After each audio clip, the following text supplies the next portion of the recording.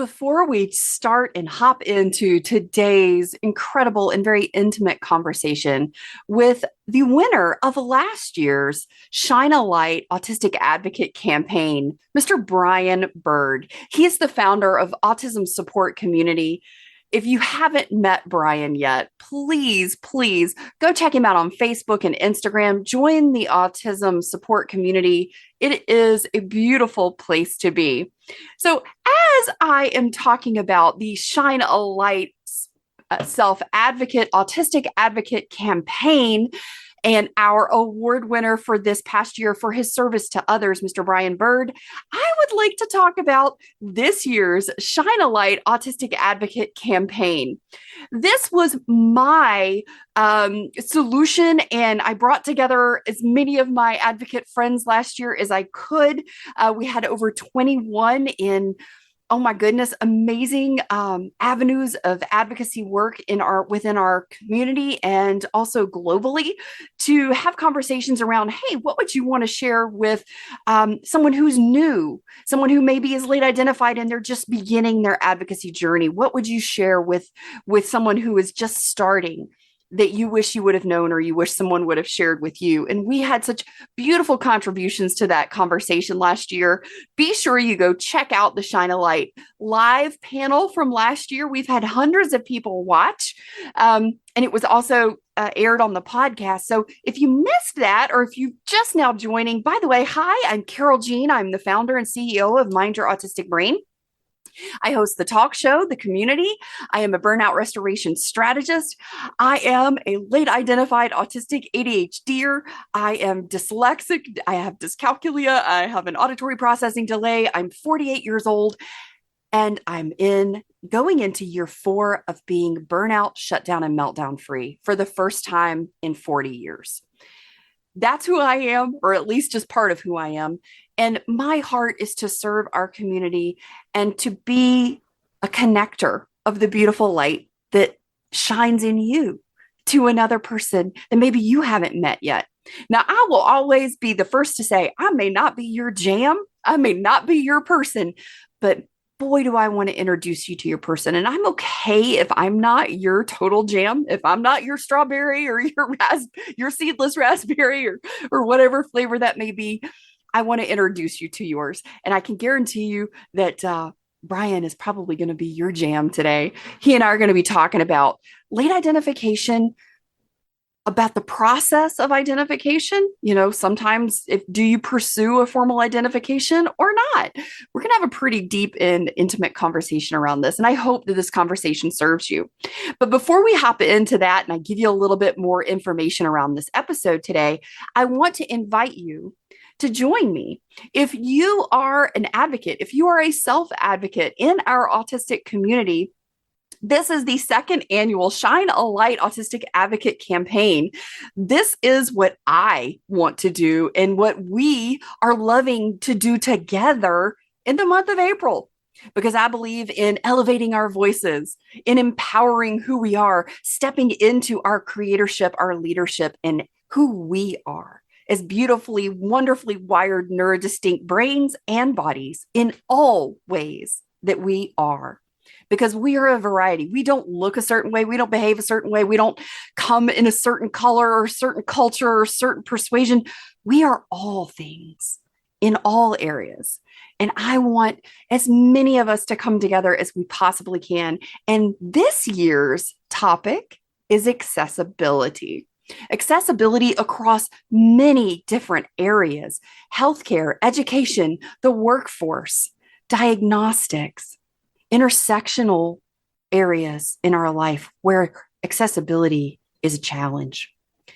There may be areas in accessibility that I haven't thought of, and I'd love to hear from you. So below in the show notes, you will find a link to this year's Shine a Light Autistic Advocate Campaign for accessibility, where you can sign up to participate. And it explains all the different ways. And I even have a little short video that's included there to kind of tell you more about the options and to give you ways to participate that work best for you.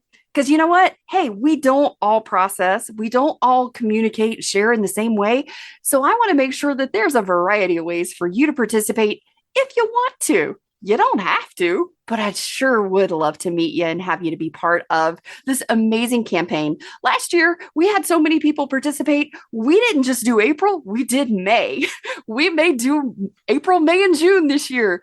But guys, I love to shine a light on as many people as I can in many different voices and perspectives and understandings and communication styles. And hey, hair color, who knows? I'm always changing my hair color, so why not that can be one of the things too. Guys, I've had a lot of accessibility issues lately, like more than you would think, right? And that really has made this topic even more important to me this year because it's been real painful and it's been a hard thing to process in some of the respects that I've worked so hard to try and change people's understanding of what it means for somebody to be autistic and how that looks and shows up and what all of the things are. And even what accessibility is just on a 101 intro level. Yet I faced an entire community where I live, where I've shared, where I connect, where I work. And this April, not one business, not one community representative, not one person said, wow, we have this incredible minority business owner. We have an autistic ADHD business owner who's been named to the top 50 global neurodiversity evangelist. She's spoken at Google. She's being courted by some of the biggest companies out there. And she's doing amazing work in the world. We'd love to have her start sharing in April a little bit more with who she is in the community that she's a part of so that we can embrace that. Did I get any of that? No. Did I offer it? Hell yes, I did. Heck yes, I did. I even set things up and shared and said, hey, I want to invite you guys to come learn more about performance management from a neuro-inclusive perspective to help your businesses. Not one person showed up out of thousands. And that really hurt. That really hurt. But you know what? It did hurt. It did make me mad. I was mad for 10 minutes. And if you guys know me, I don't get pissed. I don't get mad. I don't get angry, but I got angry. I got pissed because I got hurt. Because I thought, man, I really don't matter. I really don't count. And then I had to go, okay, wait a minute. Because I'm always going to self-talk and coach myself, right? I'm always going to be my best client. And I said, Carol Jean, is your messaging clear? Do they really understand? Do they feel comfortable? I mean, anybody that's listened to my show or met me, I say, you can't say anything that's going to offend me. I'm going to just meet you where you are because I know you're here asking me because you want to learn. You want to be included or you want to have a better understanding. But I didn't get any of that. And I think maybe I'm not making it accessible enough to other people. Maybe I need to work on my messaging. I don't know. I could be right. I could be wrong. I could be totally off the mark. That wouldn't be new either. But what I do know is that I'm going to keep doing what I do. I'm going to keep hosting conversations. I'm going to keep inviting as many people on this talk show every week as I possibly can because we matter. Our experience of the world matters. How we access the world and what we need, the things that we need to meet our basic human needs, as well as all of the things that every human has a right to. That's part of burnout restoration, is getting your needs met consistently. And the biggest barrier for most of us is accessibility. So please join me this month. Please, if you are interested, please go fill out the application to be a participant this year. The deadline is March the 15th. so that I can get all of the panel dates and everything together and get those out by the 18th, because we're going to have panel discussions on all of these topics within accessibility throughout the month of April, as well as being able to have blog articles written by all of our guests, and hey, even some art. So if you're like, hey, how I express myself and communicate is through art or other variations of expression, I want to do those too. I think those are so beautiful. So here we go. Let's kind of hop in. Let me give you a little tidbit about this conversation that Brian and I are about to have around identification and diagnosis.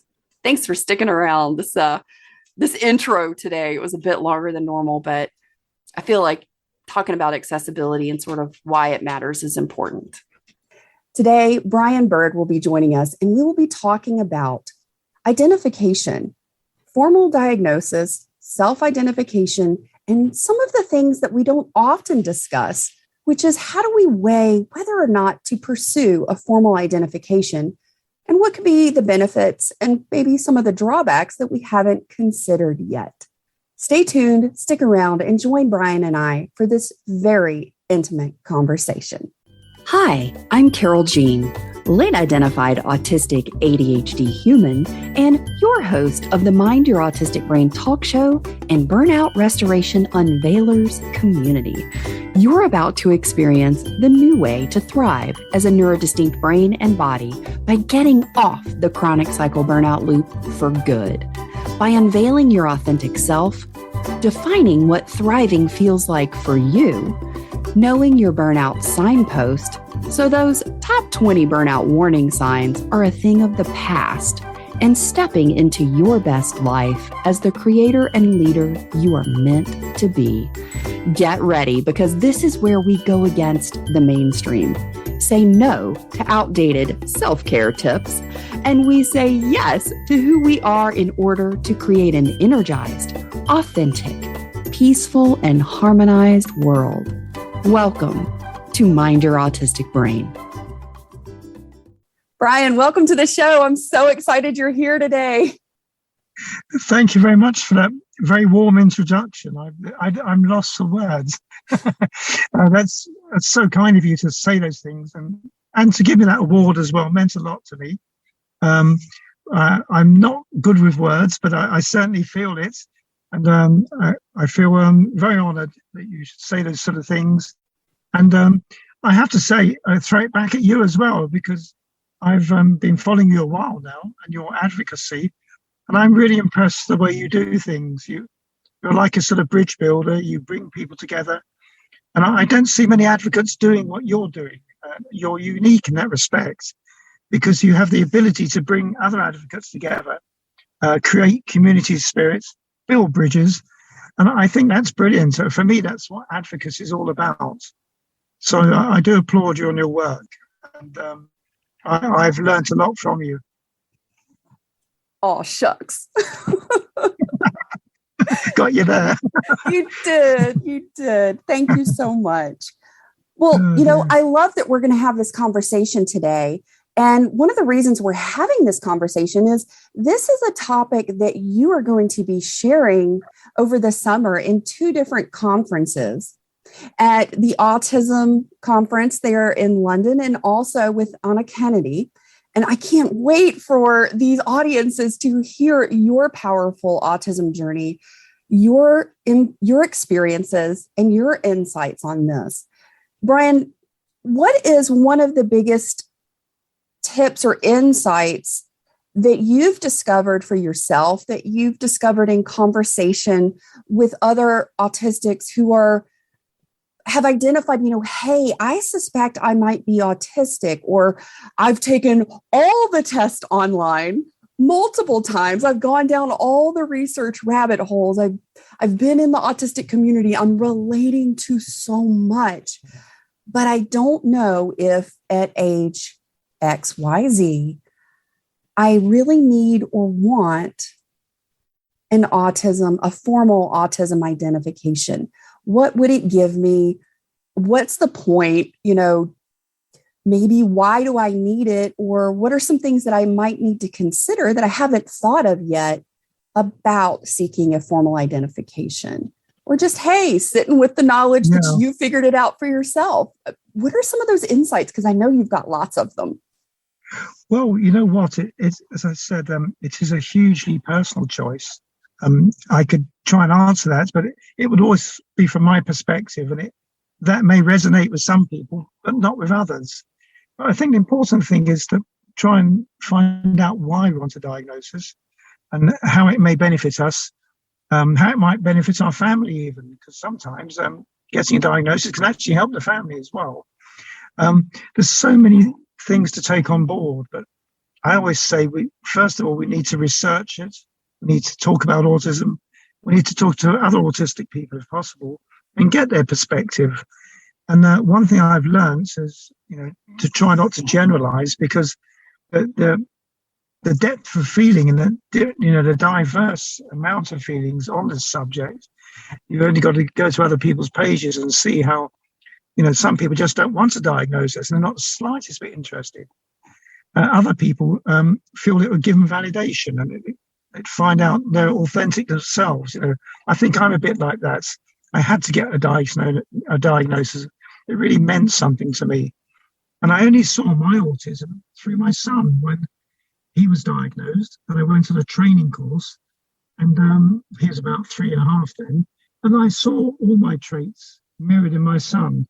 And in, the coordinators of the course as well, they were talking about different traits, and I found I could add things to the meeting there. And I found I had other perspectives. And I thought to myself, I must be autistic. I must be on the spectrum as well. Some people think it's a label and it can give you stigma. It can make, maybe it can be hard for our different jobs we have, our careers. It can be a cultural thing in certain cultures. A diagnosis may really, it could really hold you back because people are prejudiced. There's a lot of ignorance about autism. But generally, I do think it's a very positive thing to go ahead and try and get a diagnosis. It is a privilege, isn't it? In many countries, people can't afford a diagnosis, or women can't get diagnosed because the professionals haven't caught up yet, the differences. And we're waiting for them to catch up, but they don't seem to. And it is a complex subject. And I think it's all about the choices. We have a choice to make, how it might benefit us, how it might benefit others even. And let's be honest, we don't just get diagnosed and it's finished. I think a diagnosis is a growing process, sorry. And we kind of grow into our diagnosis. I had that experience where it took me, I think, 5 years before I really kind of grew into my autism and understood it. I had no idea. I had no idea I was autistic before. And so I had so much to learn. I got diagnosed at 50 years old, and that's half a century. And it's half a century of not knowing I was on the spectrum. If that makes sense to you. Oh, it does. And there's so much empowerment. And I was like you. I had no idea. It did not even cross my mind that I could be autistic. I had received an ADHD identification in my, mid-late 20s. And when I learned from this neuropsychologist that I was going through the diagnostic process with my son, looked at me and said, you were missed. You could have knocked me over with a feather when it finally processed, because at first I was like, I wasn't missed. I'm right here. Nobody missed me, in my very literal autistic way. And in that, I was very similar to you. Those first 2 years, I didn't do much with my own identification knowledge once I went through the process myself, because I thought, well, if I was missed, and these are all the things that, they're saying, occupational therapy and things that listening therapy, things that my son needs and accommodations that he could benefit from in school. What did I miss? Because gosh, I really struggled. So I poured myself into making sure he had everything. And at the end of that 2-year period, I think I was so burned out at that point that it was just, okay, now it's time for me. What does being autistic mean for me? I hadn't really even given it a whole lot of thought, honestly. I think in that 2 years that I was helping my son, every session and with therapists and things like that, I was taking on those little bits of, oh, Yeah. I did that. Oh, I experienced or thought that way. Oh, I totally get why my child is thinking and feeling this way. It makes sense to me. And in that next 3 years, that was when I took time to learn what it meant for me to be an autistic person. What is it that I am as an autistic person? And it was Yes, well about a said. 5 year journey. Yes, I think nothing's instant, is it? Because we get your diagnosis and they say go home, and then you think, well, what's next? What do we do? And I found for myself there was no support. I had no support. But then eventually I set up my own page, and I thought I will start my own support process. And then I started connecting with other people, and that's how it began for me. Um, but I think we have to know why we're getting diagnosed. And the problem is for professionals as well. They don't understand, I don't think they truly understand how important a diagnosis can be. And I do believe, Carol, it can literally save someone's life.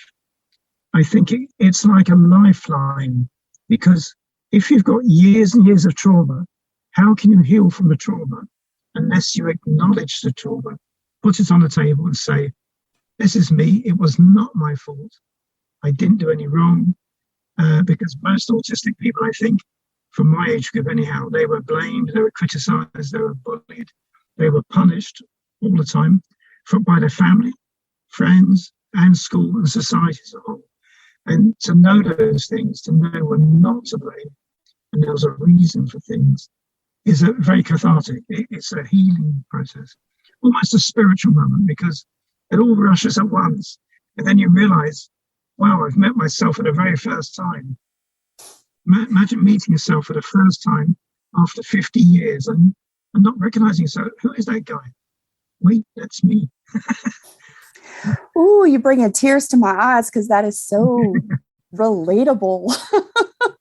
That's still such an emotional uh, It is feeling and emotional, moment. yes. It, it's Carol, it is this yeah, sorry. place where we finally feel like we are here and we are not this mistake and we're not broken or defective and we're not all the things the world has reflected back to us that we somehow onboarded, that we thought maybe that's me. And all of a sudden it's almost like this identity crisis that we face because we spend decades thinking that we are this way and this thing, this person. And then we learn that it's just our neurology is different and we're not broken. We are whole, complete people. We just process information differently. We experience the world differently. And it's this empowering freedom to stand sort of naked in your truth, look in the mirror and go, wow, you're okay. Yes. You're Yeah, okay. it's like you're swimming in deep water and you're drowning and you're caught in a whirlpool, you're going spinning round and round. And somehow you manage to get the strength to swim to the shore. And it's that kind of relief. I'm finally safe. I made it to the shore. I got that. And it's a kind of relief to be out of that dark place and in a place where possibly you can be empowered, where you can be inspired and change. But there's no certainty. I mean, everyone's experience is different. I don't think everyone has the same experience as me. And I know many of my friends and page followers still struggle and they're in a lot of pain as well. And I can tell the way they write to me sometimes, I feel sorry for them because they haven't found their way yet. But I do believe everyone can find their way. And I think a diagnosis can be a valuable tool to access that information. So let's talk a little bit about, one of the big insights that you wanted to share was that, identify your why. And we talk about this here in Mind Your Autistic Brain community. And you guys know, you've heard me talk about it lots and lots. What's your big why? What's your reason? What's the driver, the value, the motivator that you've identified in your life that propels you to take action on something, to do something? Who are you being? And for so many of us, especially as, we get older, I look at a lot of things and I'm like, do I really want to go through all that right now? Does it really have the same weight in my late 40s as it did in my 20s? And, you have to really sort of take some time to think about it.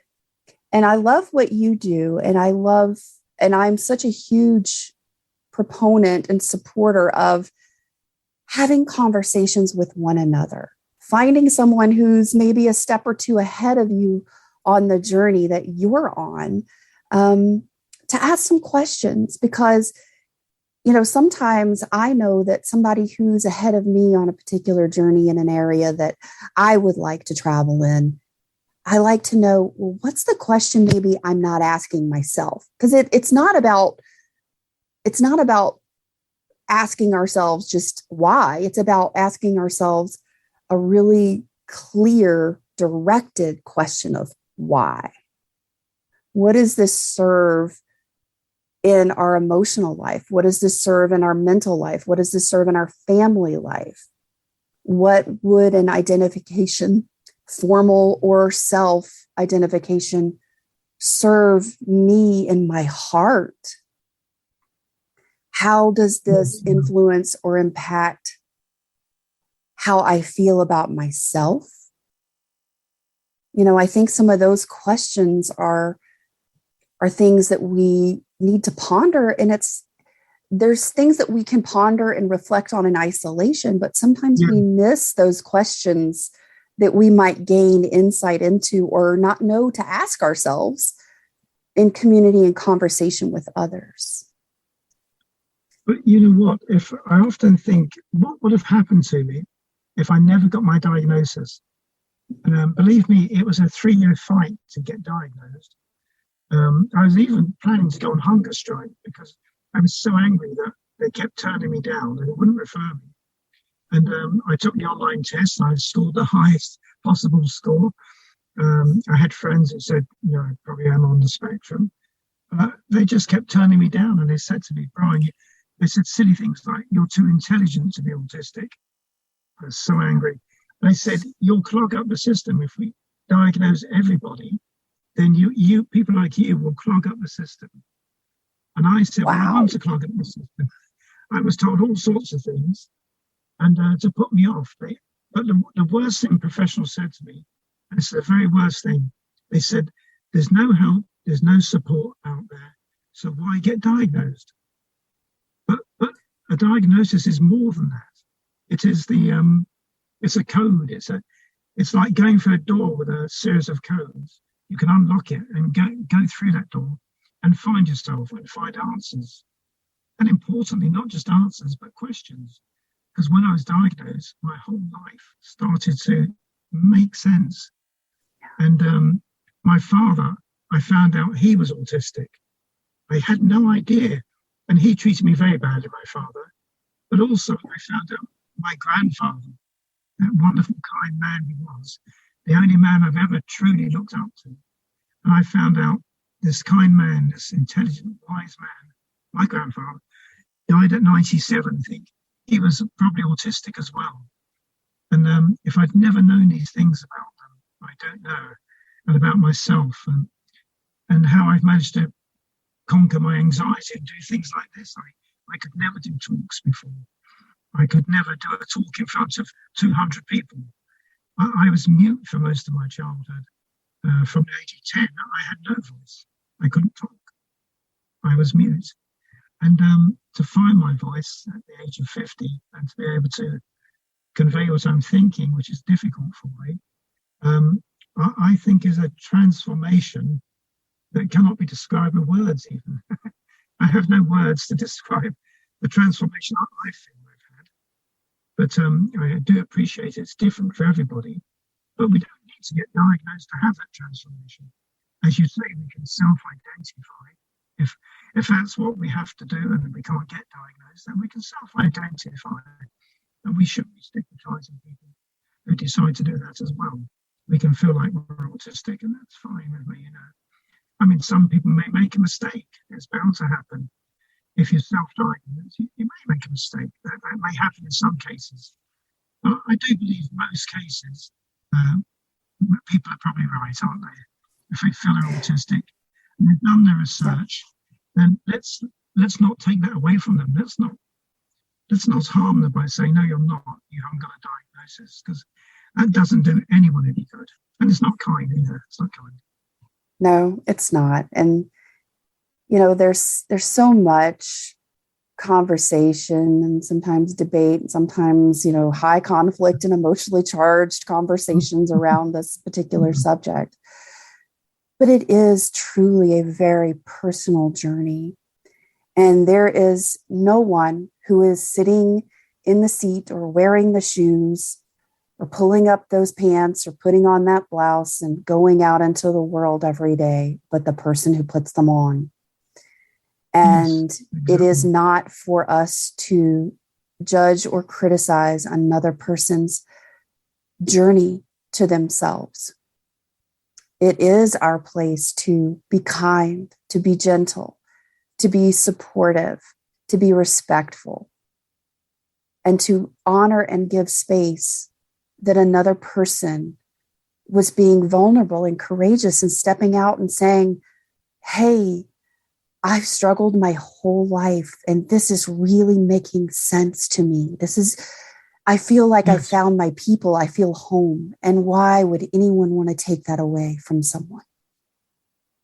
Well said, Carol. Yeah, exactly. Our community has to be open to, we say this word inclusion. It really does have to mean that. And for me to be inclusive on my page, it means I have to accept people I completely disagree with. So I know it sounds crazy, but lots of the time I've got in trouble because I defend people I disagree with, only because I can see how much it matters to them and their perspective is different to mine. And it doesn't matter if we disagree. It really doesn't matter. It'd be so boring if we all agreed all the time anyhow. It's nice that we're so diverse. I'm with you. I love the diversity. But isn't inclusion, including being inclusive, of all, all perspectives? And I do think in the community, things become so polarized. There's always this or that, black or white, or it's always one end or the other. But I think most of the answers don't lie in the extremes. They lie in the middle. That's where I think, anyhow. I agree. I feel the same way. And along this late identified journey, one of the things that I learned about myself, so many of us tend to be very black and white thinking. It's difficult to see or consider the gray. And that has been something that's been part of my journey, is developing this ability to start seeing the variations between the extremes and to really love and appreciate them. I wasn't aware that existed. And I guess that was probably the crux of why I had so much conflict and would lose relationships throughout my life, because I would say or think, oh, this is how this is. Someone says this, and so this is right. They say this is what's right. So this must be what's right. I must agree to this because this is what the people in my life or in my sphere of influence are saying. And I'm a rule follower. So if you say this is what it is, I'm going to believe you and I'm going to follow that rule. And not realizing that, there's this whole other side of the world and thinking that, oh, that's just what I believe, but you don't have to believe it. Oh, I don't have to believe it. Oh, I didn't know that.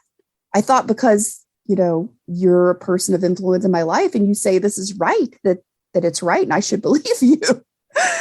So that was sort of a big aha for me. It has been a huge transformation to especially look back at my life and go, wow, I missed this whole spectrum in between one end of and the other, and I never even considered these.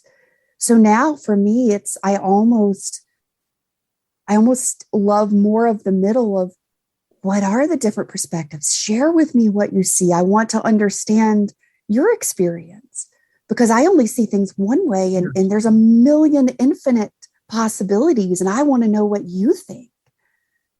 That's so true. Often we learn more from the person who disagrees with us than the person who agrees. And that's, I'll give it a very good example, actually. My sons, we are so different, and we are always arguing about this. And they always say, Dad, don't use sense of humour. We've got no humour. And we have lots of arguments, disagreements, pleasant ones. And we have very different opinions of life. And yet we love each other. And we care about each other. And we want to hear each other's opinion because we have common ground. And it doesn't matter. We are so different because they're my sons. And I love the fact that they're independent.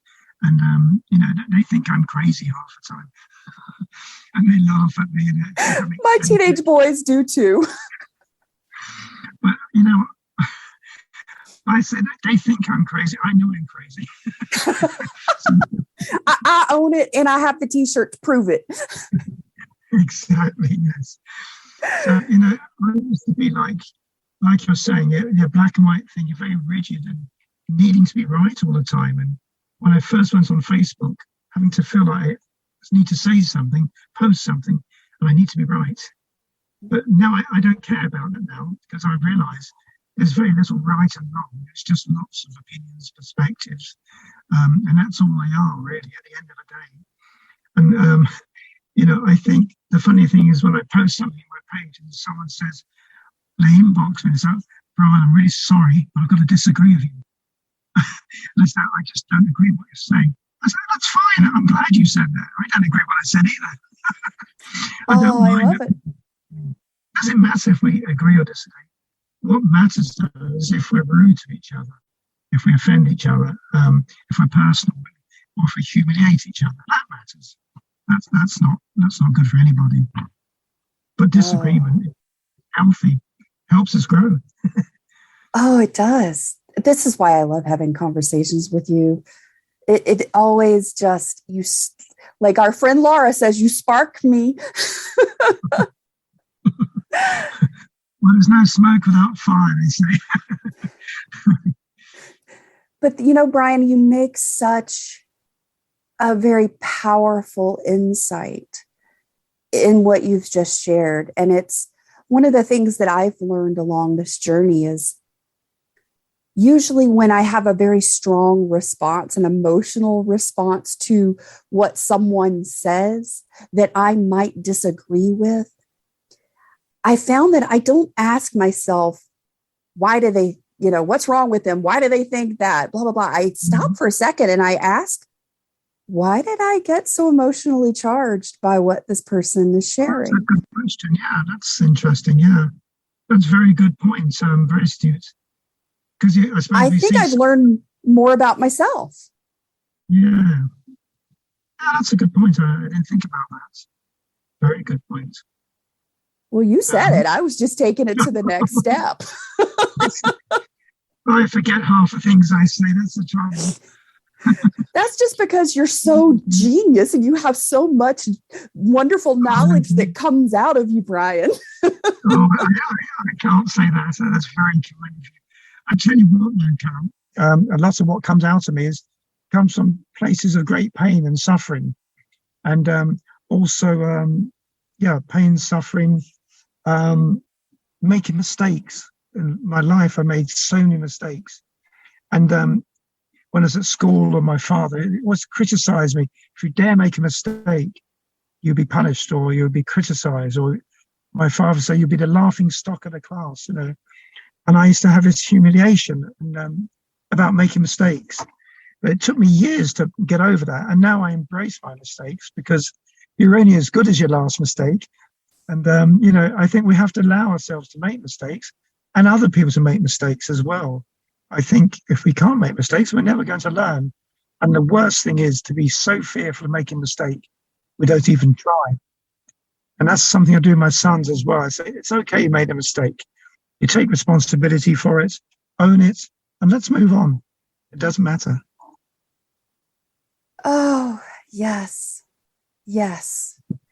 You know, I don't even really use the word mistake anymore because I've reframed it because that's not what it is. You know, so often the word mistake has this sort of negative connotation and charge. And I think for so many of us, especially in late identified life, we have onboarded so much trauma for decades that we live in a heightened place of fear of making mistakes. Yes. And a lot of that translates to that flip side of getting very dogmatic and tenacious about our rightness. Because if we're not right in our black and white thinking, then we are wrong. And if we're wrong, we're not worthy of love and we're not good enough. Yes.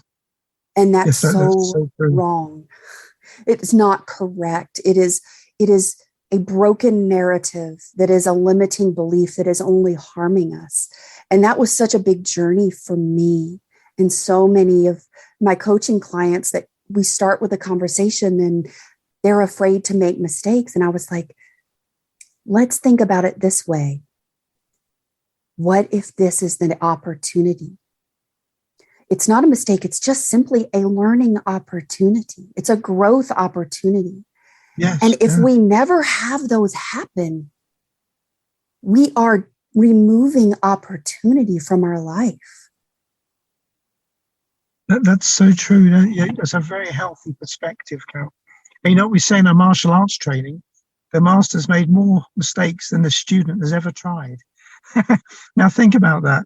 You cannot really get to any state of perfection or be so good at something, become an expert, unless you've made more mistakes than all the other people, because you've gone through that process. But importantly, you've learned from mistakes as well.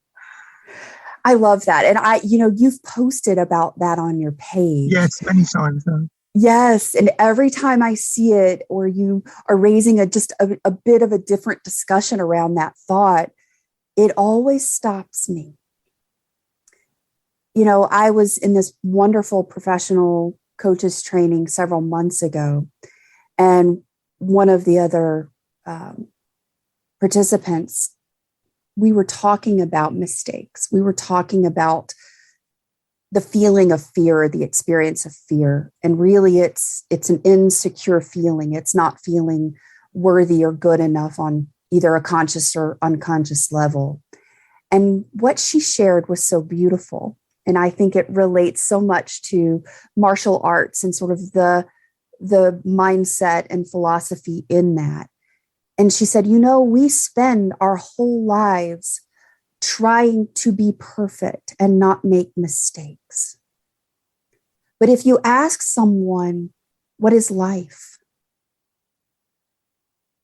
The response is usually not perfection, not making errors or mistakes or anything. It's hardship and conflict and challenges and moments in between those that are rare air mountaintop moments that we experience, profound love and connection, places within these valleys and mountains that are powerful transformation.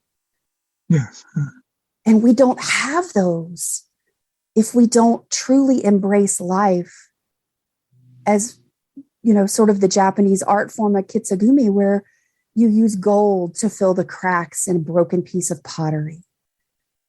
And truly, that is life. Life is not all a whole perfect piece.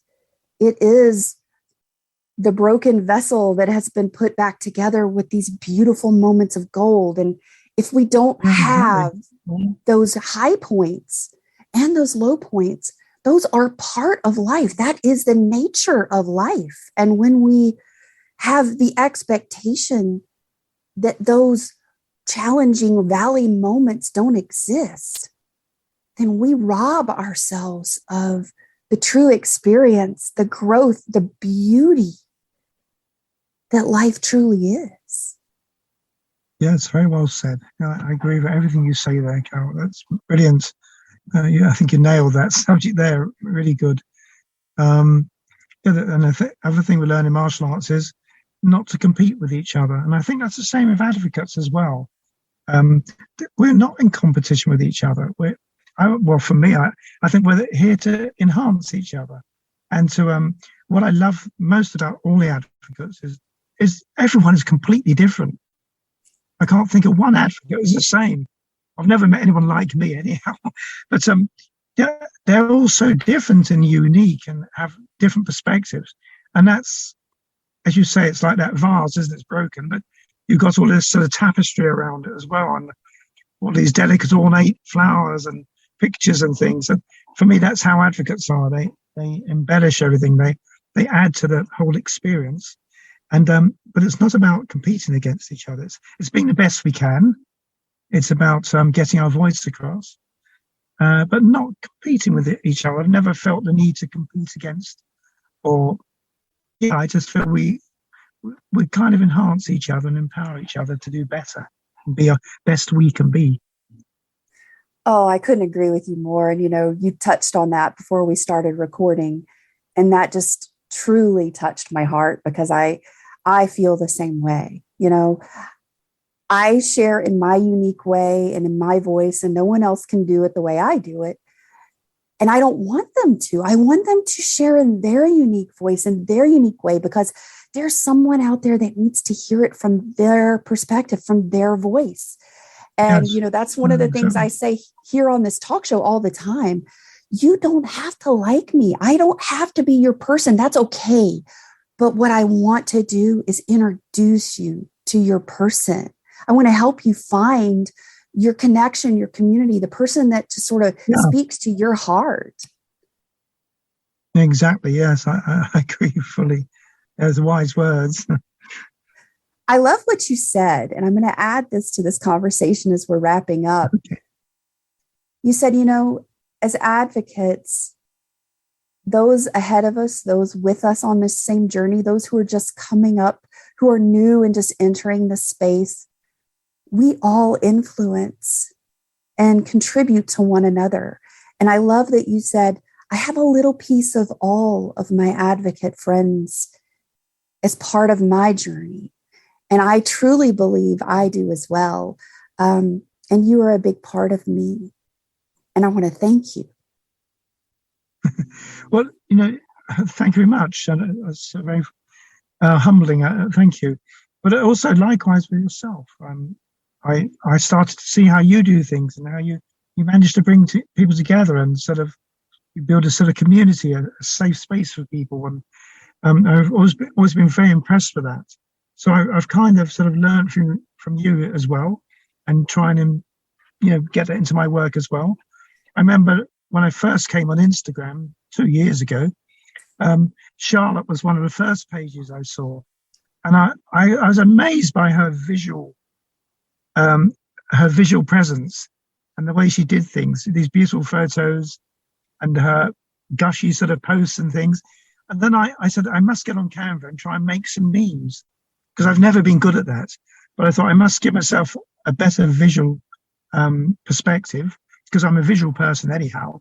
So I started to make these memes and which captured my ethos and the core of what I believe in. And that's why I keep repeating them sometimes and keep posting because that's my sort of ethos. That's my core beliefs. And kindness has always come through on that. But so I took a bit from Charlotte, a bit from yourself.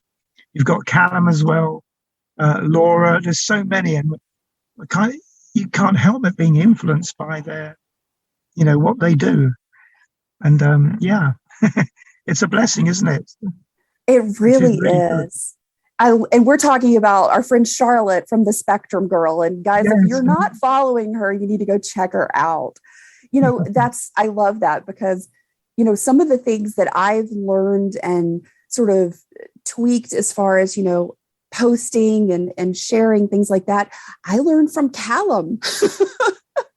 And Callum and Charlotte have gotten to be such good friends since, we sort of Yeah, all connected exactly. in last summer.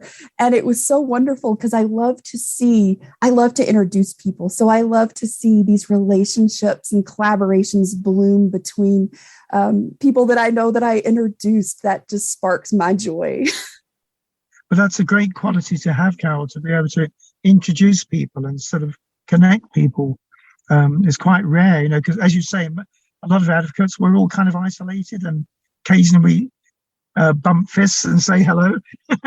But to connect us in a meaningful way, and actually, remember the last time we had a chat on, the last time we did a Zoom call and had all these different advocates giving their story. It was wonderful. It was such a nice experience. And we all inboxed afterwards saying how wonderful it was, how we enjoyed it. I think we inboxed you as well, and it was such a wonderful experience and liberating, and to know that you're not alone out there, because as you know, advocacy can get us into dangerous waters. It can be very difficult sometimes. We can be exposed to bullying, harassment. I've had a lot of that in the past, and sadly, and it allows us to unite and feel less alone out there, which is very important. I agree. And I think that's one of the reasons your community, autism support community, is so powerful and so necessary, because you created a space where we can all come together and be honored and recognized no matter what our belief or ideology is, and we're welcome. And that allows us to have a place to come and feel safe, to feel supported, to feel seen, heard, and understood. And I think that's at the heart of what we all seek to have in our life, is to be seen, to be heard, and to be understood. Well, I hope I do that. I'm really honored if I can do that in my community. Yeah, that means a lot to me. It really does. And I don't care about terminology. If you're with autism or if you're autistic, one might sound funny to me and strange, but I don't care. It's what I want to hear what you've got to say. I want to hear your voice. I want to hear what you've got to offer. I want to see you be happy. I want to see you succeed. That's how I feel. And for me, I know it's seen as weakness, but for me, kindness is an amazing strength. I think there's nothing more powerful than being kind and humble. And my grandfather was my example here. And I think that's a powerful tool. I can be angry. I can be very critical, but I keep that out of my work as much as I can, because I just don't think it gets me anywhere. Kindness opens doors, opens hearts, and opens minds, I think. And sometimes kindness means just listening. Oh, Brian Bird, thank you so much for being here today and sharing your insights and your experiences and your heart, your very kind heart. Guys, if you are loving this and you're not yet following Brian Bird on Instagram or Facebook, he is at Autism Support Community. He will be presenting on a Kennedy's conference and also at the Autism Show in London. Be sure to check him out. He's talking all about identification and the process and the journey and the things that we should be reflecting and perhaps considering that we haven't yet. I hope you've gotten a bit of an insight into that today. Thank you for being here. Thank you for being a part of the Mind Your Autistic Brain community, because you are not alone, my friend. Take care.